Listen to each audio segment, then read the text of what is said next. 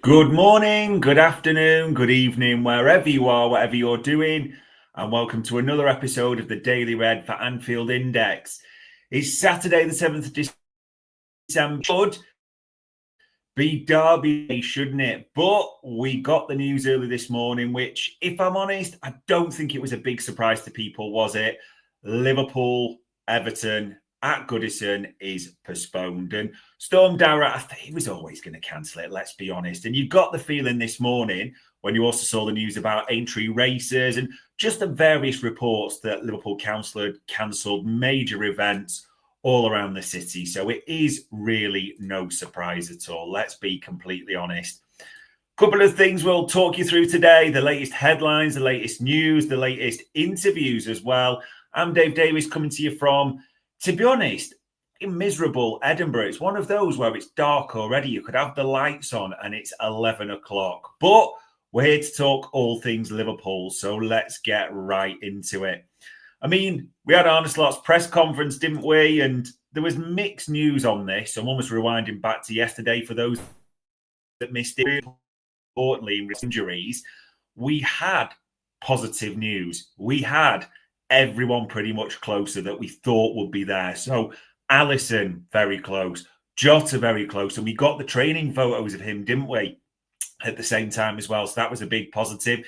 Chiesa, we were told, was close as well. So by the time the next game comes around, there may just be a few positives to talk about, ladies and gents. But it is naturally right to talk about the derby. What is the impact of that being off? Now, I'm going to be completely honest with this derby called off.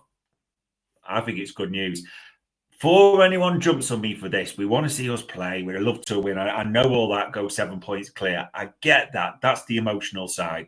Just take that off the table for a minute.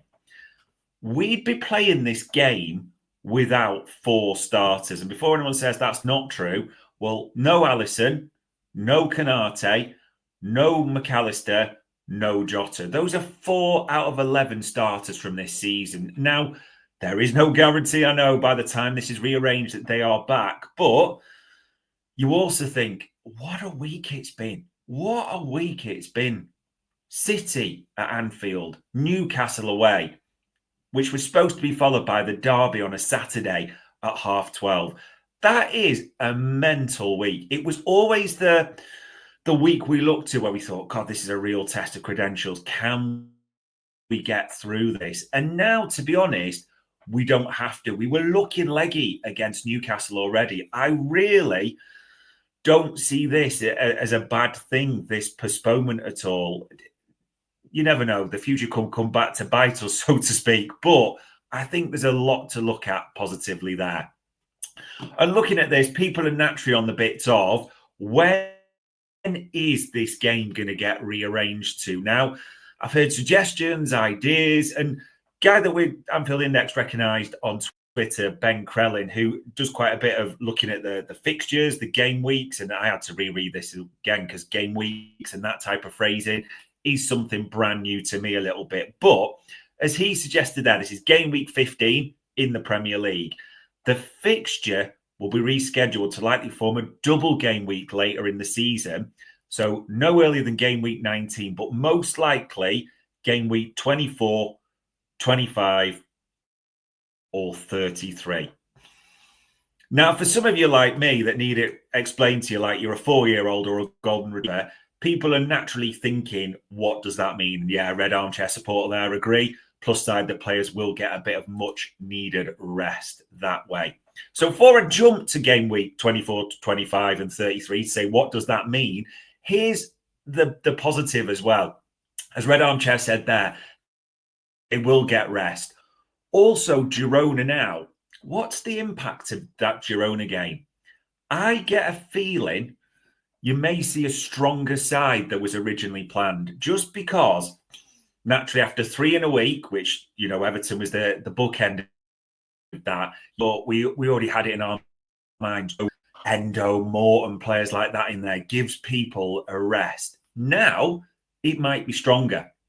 And the benefit of that, ladies and gents, at the same time is if you can go 6 for 6 in the Champions League, 18 points, I mean, that is pretty much guaranteed, as much as you can be, a top 8 position, isn't it? So we won't get those 2 extra games, those playoff legs in the Champions League. So that is another positive impact there as well. As Red Armchair also follows up, the awful weather conditions. I mean, it would have been a Goodison Everton derby, wouldn't it? Shit football, windy.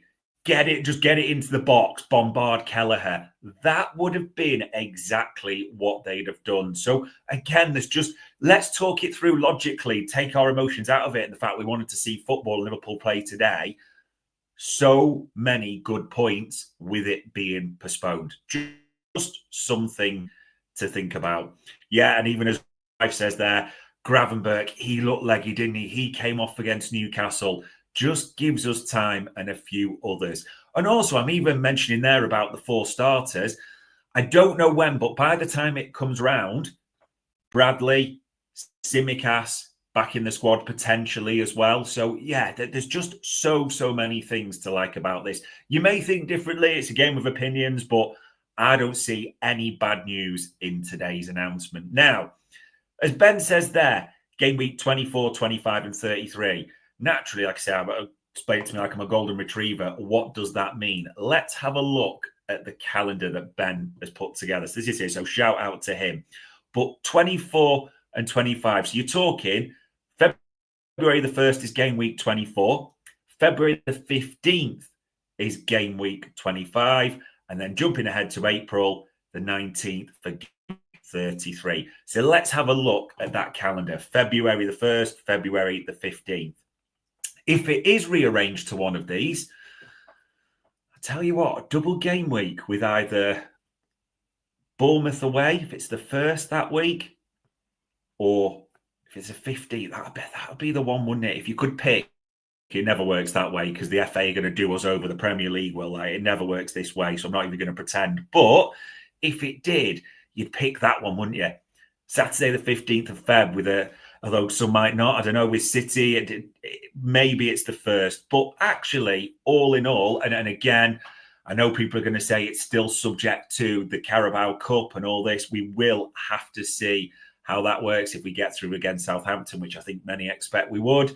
But we'll have to see what happens there. So those are the potentials that Ben calls out. He also mentions, didn't he, that game week 33 in April. So that would be that one, wouldn't it? That April the 19th, Leicester away, Everton. You will have your preference. The thing is, it's the FA, and I guarantee the Premier League, whatever we wish, they will do the opposite. So I'm not going to get sort of too positive about that, if that's the right phrase on what you want to call it. But all in all, if it was one of those February ones, people, you wouldn't be too disappointed, would you? Throw your thoughts, throw your comments in the chat as well. But that is what's being suggested. This is all we know at this stage, but it is hypothesized, isn't it? What a freaking good word for a Saturday. Anyway, this is a story that I'm struggling to see why people are struggling to pick this up, in all honesty. Alexis McAllister will now miss the Girona and Fulham matches. And I saw a lot of people saying, well, no, it's a domestic, so it not affect Girona. Well, that's true, but he picked up a yellow card against Real Madrid, didn't he? Which means he's suspended. So now, in a way, Alexis McAllister's almost going to have a mini pre-season break, if you want, almost right in December, because played against Newcastle, but he's not going to play against Girona, and he's not going to play against Fulham because that domestic suspension now moves on to that game. And in fact, I don't know, would they play him against Southampton in the cap? Possibly, I suppose. But it could be that Arne Slot is just thinking, do you know what? I'd rather give McAllister a few weeks off and refresh that way. Very possible. I don't know. But in a good way, people, Alexis McAllister does get a real mid-season break, a couple of weeks off. And he's been tired at times this season. We know he's been carrying that abductor strain. We know freaking Argentina, and he's a proud, Argentinian himself, but they've sort of pushed pushed him through games that way as well. So just that mini break, that mini rest, I do not see as a bad thing whatsoever. Just calling that honestly. Other things to call out, because we give you a few interviews, and yeah, there you go. We're an armchair. Matt will come back fully rested. I do think that's a big boost. In fact, aside from if we had the points on the board, and I get that argument at 7 points, apart from that argument, I'm struggling to see any negatives. Feel free to shout them out as well. I know people are going to shout at fixture pileups, but actually there's a bit of space in there. I don't think it works too badly at all. This one, as I put it on the screen there, Trent and Robbo. So they did an interview for, you may have seen it already, TNT Sports. It was going to be the early kickoff, wasn't it? So they talked to a Liverpool superfan. I'm not going to play you it all by any means. It's only short. It's 8 minutes 46. I just want to play you a little segment which covers two parts. It covers Trent and Robbo talking about Arne Slot for a little bit and what he's done. It also covers a little bit about those two building their perfect players that way as well. So let's just have a little listen to what Trent and Robbo say in this section. Obviously, Arne's coming, and it was a big change, obviously, but how's he affected both of your games? I think probably one of the biggest things that's changed for us is we probably play a little bit less now, don't we? Yeah, true, yeah. Save the legs. It's a long season ahead, he's conserving a lot of our energy, but the style of which he coaches and the style in which we play and the identity that we've got as a team is something that is there to see, and I think the lads have bought into it from day one. Of course, tactics are, mind-blowing as well, if I'm honest. So if you could build your perfect Liverpool player, who would you take for your left foot? I've got an answer in my head, but it might be different. Who's your head? Has to be Mohamed Salah. See, But I saw it in an interview years ago, you said Shaqiri. I said Shaqiri. Yeah. From the players I've played with. I mean, I'm never even in question, am I? I'm not even in stud, Shaq's left foot. It's technically Shaq, yeah. Interesting. So 3 big things to really sort of pull from that one for me. The first bit is when they say they play less. I don't think that's a bad thing, is it? I mean, for Robbo, there's been a lot of discord around Robbo, have different thoughts, but just a bit of rest and being alternate with Tsimikas, I think, has been useful. And I think you'll hopefully, touch wood, fingers crossed, start to see the benefit of that during the season. Trent as well. I mean, Trent's already had a knock on international duty, but people forget last season, Trent was one of those players that got injured and re-injured. There was 3, wasn't there? There was Trent, Szoboszlai and Salah. Players that got an injury, came back, and 2 games later went out with the same thing. He's very much been managed this season. And he talks a little bit in the interview about conserving energy. Honestly, I really would recommend it. It's only a short watch, isn't it? Just under 9 minutes. But just the little bits that they give away there really tell a lot. And I do think it is right, especially with Conor Bradley's issues, to manage Trent through this very carefully.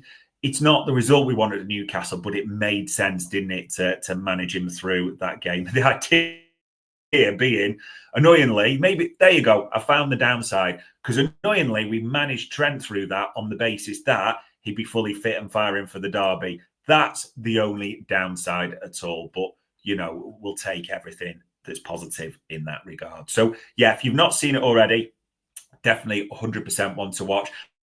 And the final bit that was interesting, the left foot, and they do go on to talk about if they were building their perfect player. Yeah, Red Armchair says there, Trent is coming off regularly at 17 minutes. We don't want players exhausted in April. Let's be honest as well.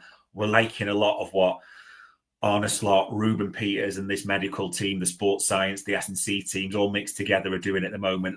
Largely, it seems to be working. And before people jump on this, you can't sort of legislate for that late Canate knock. That just can unfortunately happen, can't it, in that regard? So, yeah, it's going very well. Fingers crossed it stays that way. But the left foot, picking Shaq, interestingly, aren't they? Pretty much both over Mohamed Salah. And they do go on to talk about that a little bit more. Again, I don't want to sort of spoiler alert everything for you, but if I was to give you a tip, definitely one to watch this weekend. No doubts about it, ladies and gents. Other AI content, we've got out quite a bit for you this weekend. So if you look, naturally, we've got I'm trying to think which ones to call out. And it's almost like this sounds bad. I'm just going to call them all out realistically. So AIP, that was Trent, I think, last night. At least Marie wasn't, so the normal pod there for you.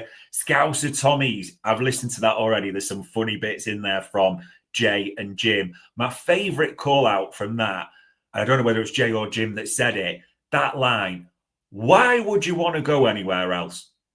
Honestly, when we're talking about the contract renewals like now, it just struck like, look where we are in the Premier League. Look where we are in the Champions League.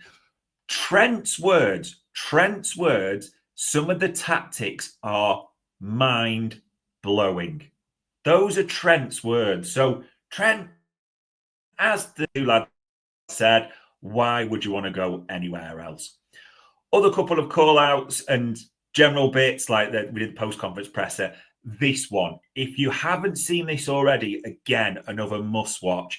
They look like, to be fair, when I put them up on the screen, it does look like Simon and Jay from The In-Betweeners, doesn't it? But it is actually Ben and Lewis, who are doing the first in the Academy series. Honestly, they talk about Jaden Dans. They talk about, I'm probably pronouncing this wrong, Rio and Goma, the general way things are working in the Academy. We've been trying to get Lewis on the channel for donkey's years. We really have. And honestly, we proper bagged him. It is a proper result for us on Anfield Index to be able to get him on.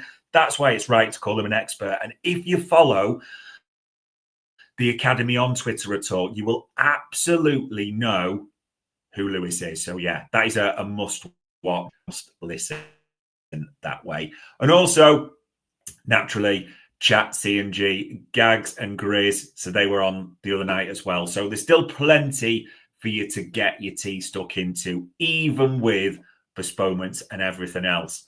There's other games as well today. And Sunday, I think Arsenal play, don't they? Ali Hay saying Arsenal fans are so weird, jarring. They are rattled. Yeah, I'm sure that will be part of a conspiracy theory that way as well. But we'll have to see what this weekend brings. And turning into next week as well, it doesn't slow down people at all, does it? Let's be completely honest, because even next week, you're thinking, oh, it'll be a bit of a gap.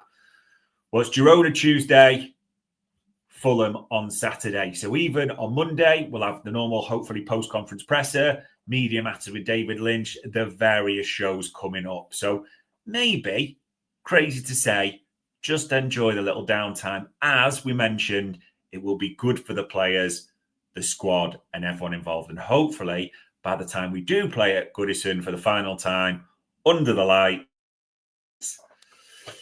there will be players galore available. And I'll leave you on this note for Saturday.